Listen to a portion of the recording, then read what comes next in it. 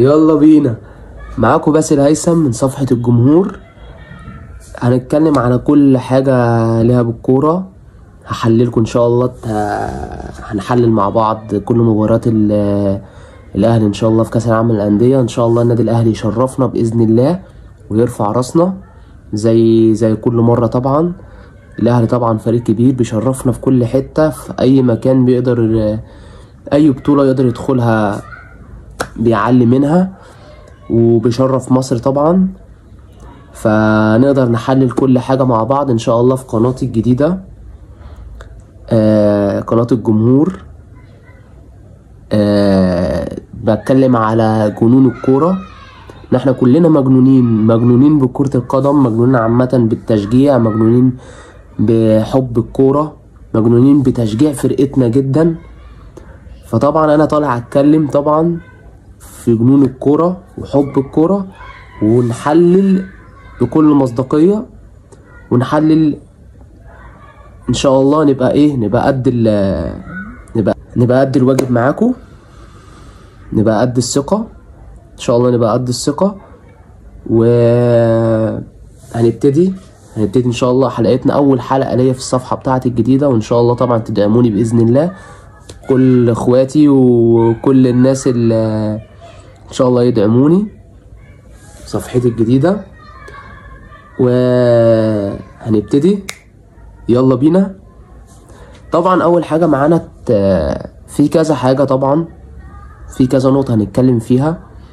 اول نقطة هنتكلم فيها اسلوب المدرب الجديد وطريقة اللعب، وازاي هيقدر يحط التشكيلة المناسبة للفرقة في البطولة عندنا، في بطولة كاس العالم للأندية. بطولة كبيرة، بطولة اول مرة تعمل بالنظام الجديد، في أندية كتير أوروبية كبيرة جدا فيها.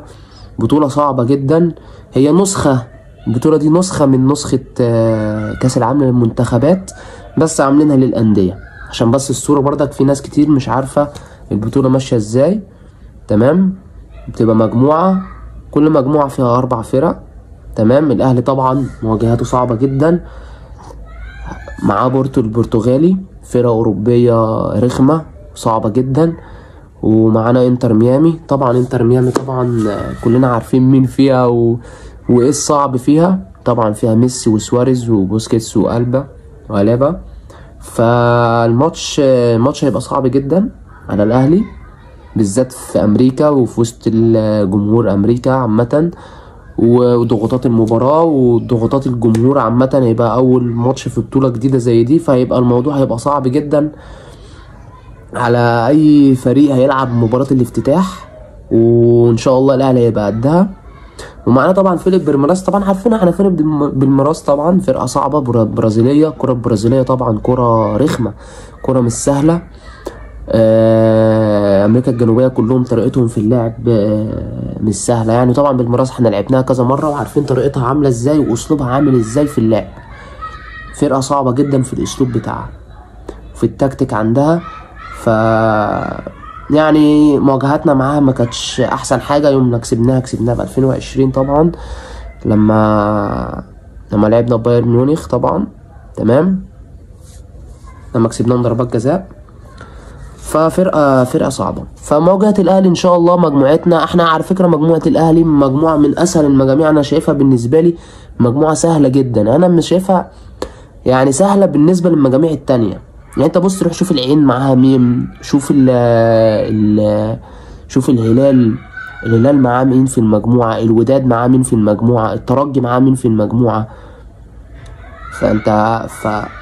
فالموضوع ايه؟ انت بالنسبة انت كنادي عربي، انت سهل يعني، انت من اسهل المجاميع انت فيها دلوقتي. ده من وجهة نظري. وممكن ناس كتير شايفة ان الموضوع ده، ان احنا كنا حتى في القرعة بتاعت كاس العالم للأندية، ان احنا كنا مستنيين الاهلي يقع في مجموعة سهلة عشان نقدر نطلع من المجموعة دي. فطبعا انا شايف ان المجموعة دي بالنسبة لي مجموعة سهلة ومجموعة كويسة جدا، ان احنا نقدر نعدي منها، ونقدر ان شاء الله نعدي دور المجموعات، وبإذن الله نوصل دور ال16.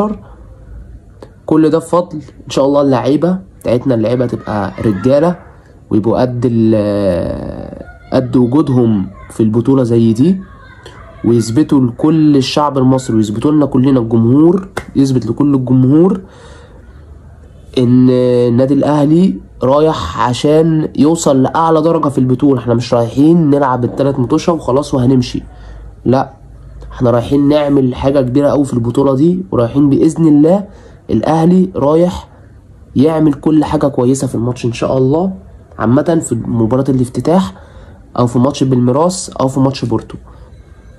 فان شاء الله انا شايف النادي الاهلي باذن الله هيقدر يعمل حاجه كويسه في البطوله.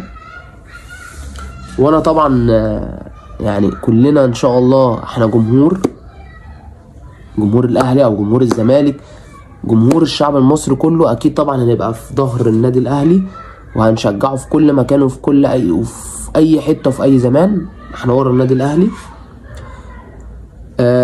عايزين بقى نتكلم ايه اللي ممكن التشكيله اللي ممكن يبتدي بيها في ماتش انتر ميامي. انا كنت شايف من ناس كتير طبعا اتفرجت على الماتش بتاع باتشوكا. الماتش كان الشوط الاول كان حاجه صعبه جدا، يعني الماتش كان يعني احنا قلنا الشوط الاول ايه ده التشكيله الاسلوب، مع ان نص الملعب كان كويس جدا، يعني نص الملعب كان كويس، بس انا كل اللي شاغل هم في البطوله دي والاهلي الدفاع. احنا عندنا الدفاع صعب شويه، صعب من ناحيه ان احنا ما جبناش صفقات قويه في الدفاع قوي. مفيش غير بيكهام تقريبا اللي جبناه، وبيكهام يعني كويس، لعيب كويس ولاعيب بيبني كرة من تحت وبيلعب كويس جدا، وانا شايف ان هو من احسن الصفقات اللي احنا ممكن جبناها من سيراميكا. تمام، ان يجي يلعب معانا البطوله ان شاء الله، وسنه اعاره جايه، يعني اعاره معانا سنه ان شاء الله، يلعب مع الاهلي الاعاره بتاعته يبقى حاجه كويسه جدا، وان شاء الله يعمل احلى واجب في البطوله. يعني لازم يلعب بروح، كل اللعيبه لازم تلعب بروح ولازم نلعب بقوه. احنا بنتشعلق في فرحه، واحنا متعودين ان النادي الاهلي هو النادي الوحيد اللي بيفرحنا، بننسى همومنا كله مع الاهلي. فانا عندنا الشوط الاول كان بادئ ب 4-3-3 طبعا. المدرب ما عندوش، مش هيبقى عنده حته ان هو جاي في وقت قصير جدا، فهو ما عندوش حته ان هو بقى يبتدي يحط التاتش بتاعه من الاخر. لا هو هيجي هيشوف النظام كان ماشي ازاي قبل كده، هو يقدر يمشي على قد ما يقدر يمشي عليه لحد ما يبقى فيه تناغم ما بين اللعيبه، واللعيبه تقدر يعني تتعود على فكر المدرب. وانا كده انا بحب الكره الاسبانيه وطريقه الكره الاسبانيه، وطبعا انا شايف التشكيله المناسبه ان احنا نقدر، يعني الشوط الاول هو كان اشرف داري والعش والدبيس ومحمد هاني. عندنا كمان نص الملعب كان بين رمضان وامام عاشور ومروان عطيه، وكان عندنا طاهر قدام وجريديشار وبن شرقي. انا عندي كام نقطه في التشكيله اللي في الشوط الاول عامه، يعني في كام نقطه وكلنا نفسنا نفهمها، كلنا نفسنا نعرفها. هو جريديشار مهمته ايه في الملعب عامه؟ جريديشار مهمته ايه؟ مش جريديشار مهمته ان هو يبقى قدام. انت في الاول كنا مدينا عذر، في الاول احنا ما كانش عندنا نص ملعب كان عندنا بايظ شويه، بس انت دلوقتي فانت عشان كده جريديشار كنت بتنزل وبتسلم كوره وبتستلم وبتسلم